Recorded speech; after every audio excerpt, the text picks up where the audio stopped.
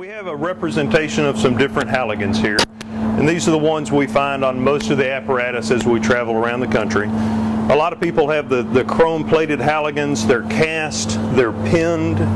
The leather head and the pro bars are forged a little bit stronger.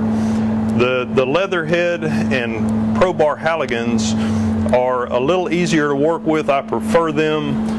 Some of the differences are the thicknesses of the forks. When you're forcing a door, you're actually driving this wedge of metal between the door and the frame. The slimmer it is, this wedge of metal it is, the easier it is going to be able to achieve your goal of getting the tool through the door. We also look, in addition to the forks, we have the different pikes, and these pikes are not designed as well as the pro bars and the leather head. These are more easier to stick if you're doing the baseball bat swing. And then on the adze end of the Haligan, the pro bar and the leather heads are curved, giving you a fulcrum. Most of these older styled cast ones are flat and don't give you as much of a fulcrum. Another thing is the edge where it's ground. On a true Haligan, on the pro bar, on the leather head, you have the bevel on this side. Some of these others will have the bevel on the opposite side. When you put it in the door, then that's trying to roll its way out. We also like the 30-inch bar. With a 30-inch bar, you're able to work within the door frame. So if you're in a hallway, if you have a smaller door, it works inside the door frame. And when you get to these larger Haligans, sometimes it's harder to fit, harder to work in there. So 30 inches is the good medium. It lets you get inside the door frame, but still gives you appropriate leverage. So when you're coming up to a door, what we're talking about doing is capturing the edge of that door. I'm going to capture this edge, and on some of these they're ground. On a pro bar, before it's dressed, it's thicker, it's harder to get it to come in and capture that edge. Whereas if you have a tool that has a nice profile that's already ground down, you're in, you can capture the edge of the door and you're ready to start working. I talked about the bevel on the adze end.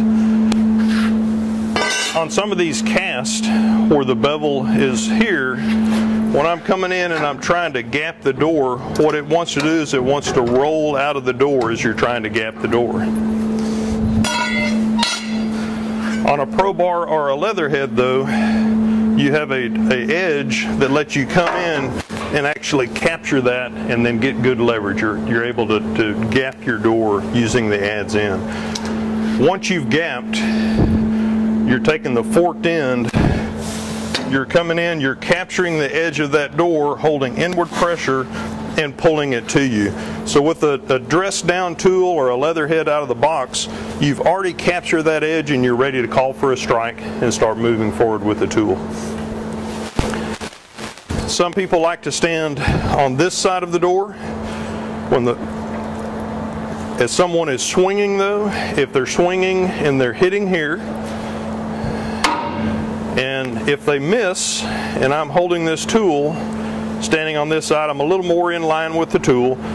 Also, if someone's hand is closer to the end, if someone misses and hits, I'm right here to where if I can, before I call for a strike, if I can move in a little. Another thing you could do is be on this side of the tool as I'm working the tool here then, and someone is striking, and if they miss, I'm a little out of the direction of the swing, lessening the chance of injury. So the person with the Haligan is in control of the operation. They're calling for a strike, a hit. They're controlling the person that is performing the striking operation. So we'll come in, we'll capture the edge of that door, and I want to have tension on that tool. Another thing I'm going to minimize getting hit is I'm not going to give the person that is swinging a moving target. While we're filming this, I'm going to go ahead and be on this side of the tool. So I'm holding inward pressure. I've captured the edge of the door. I'm going to pull it to me a little bit and call for a strike. Strike. And I can see the tool moving. Once it's moved, I'm going to pull it back a little more. Strike. Strike. Pull it back a little more. Strike. Strike. Strike. Strike. Strike. Strike. Strike. Strike. Strike. Okay, come around to this other side. You want to drive the tool in to where it's hooking the door frame. If I only drive the tool to where the tips are even with the frame and I try to provide leverage on the door, there's a chance of the tool popping out. So past the door frame, half an inch, just make sure that you're capturing that so when we use the leverage of the tool, it'll actually hook the door frame. Okay?